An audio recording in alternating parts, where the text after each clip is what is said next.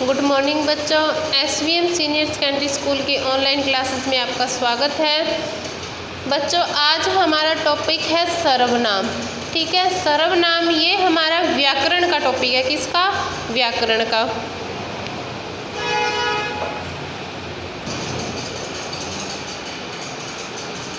तो इसे हम व्याकरण वाली कॉपी में करेंगे, जिसमें हमने संज्ञा की थी, भाषा, लिपि और व्याकरण किया था। ये टॉपिक किए थे, उस नोटबुक में करेंगे। ठीक है, तो ये है सर्वनाम।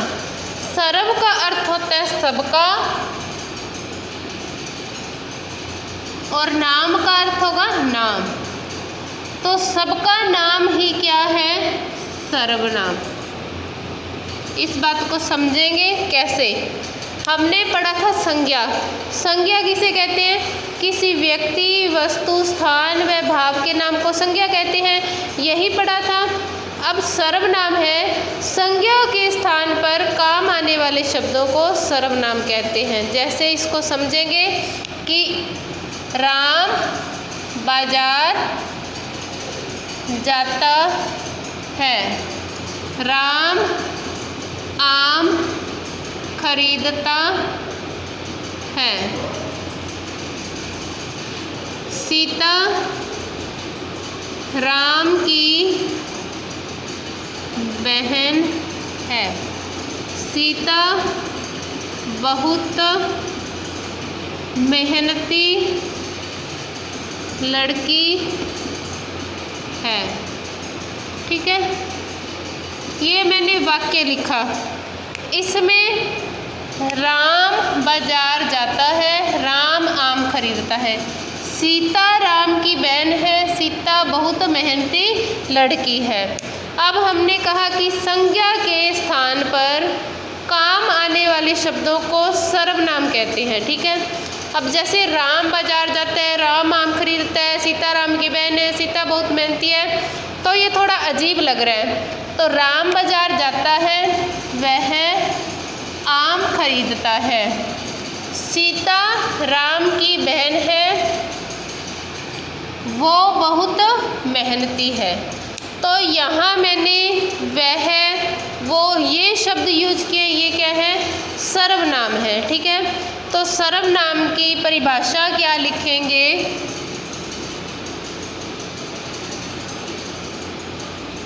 सर्वनाम की परिभाषा क्या होगी कि संज्ञा के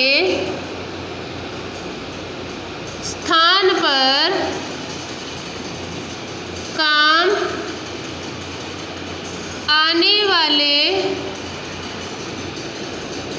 शब्दों को सर्वनाम कहते हैं। ठीक है, क्या है? संज्ञा के स्थान पर काम आने वाले शब्दों को सर्वनाम कहते हैं। जैसे राम था, संज्ञा शब्द था, सीता था, संज्ञा शब्द थी। इसके स्थान पर हमने वह और वो शब्द लगाया। ये क्या है? हमारे पास सर्वनाम है। ठीक है, जैसे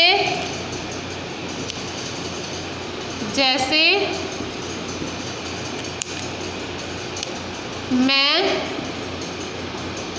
तुम, वह, आप, जिसका, आदि।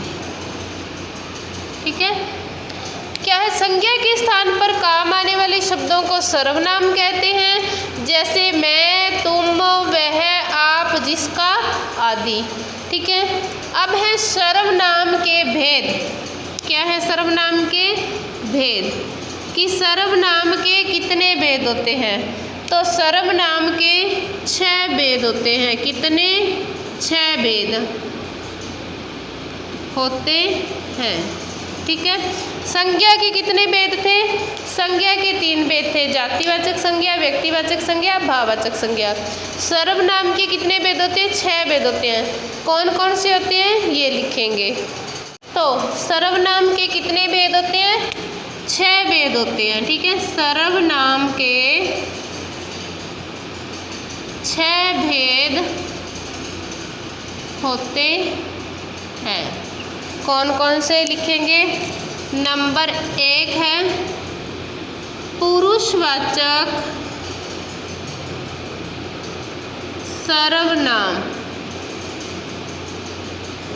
नंबर 2 है निश्चयवाचक सर्वनाम। नंबर 3 है अनिश्चयवाचक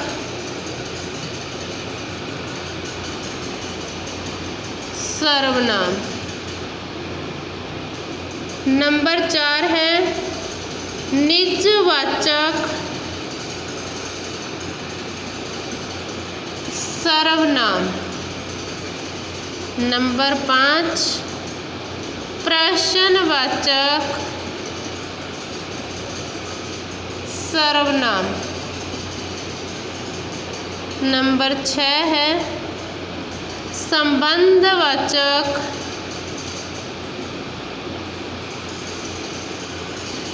सर्वनाम। तो सर्वनाम के कितने भेद हुए? 6। नंबर 1 पुरुषवाचक सर्वनाम, नंबर 2 निश्चयवाचक सर्वनाम, नंबर 3 अनिश्चयवाचक सर्वनाम, नंबर 4 निजवाचक सर्वनाम, नंबर 5 प्रश्नवाचक सर्वनाम, नंबर 6 संबंधवाचक सर्वनाम। ठीक है।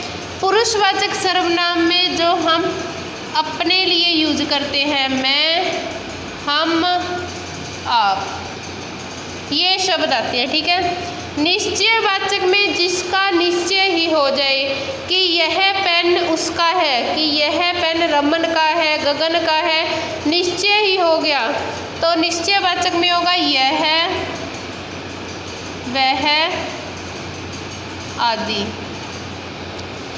अनिश्चयवाचक में जिसकी कोई निश्चितता ना हो, जैसे हमने पानी का गिलास ले रखा है, दूध का, चाय का, कुछ भी ले रखा है, तो हम बोले कि इसमें कुछ गिर गया, बाहर कोई आया है, हमें पता नहीं कौन आया है। अगर हम बोले कि दूध में मक्खी गिर गई, तो हमें पता है कि दूध में मक्खी गिरी है, तो ये निश्चित है। अगर हम बोले कि दूध में कुछ गिर गया, तो क्या पता क्या गिरा है, मच्छर भी हो सकता है, मक्खी भी हो सकती है। अगर हम बोले कि बाहर अंकल आए हैं, तो निश्चित हो गया।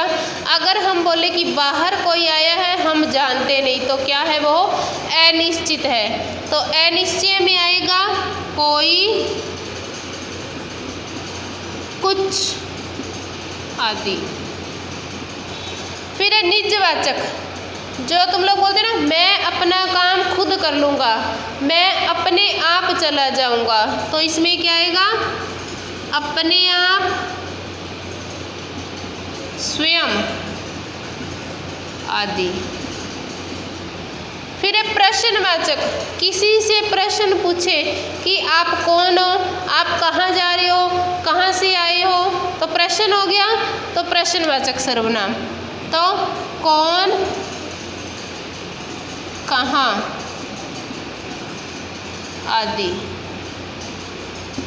संबंधवाचक सर्वनाम, जो किसी में संबंध दर्शाए कि जो करेगा वो भरेगा।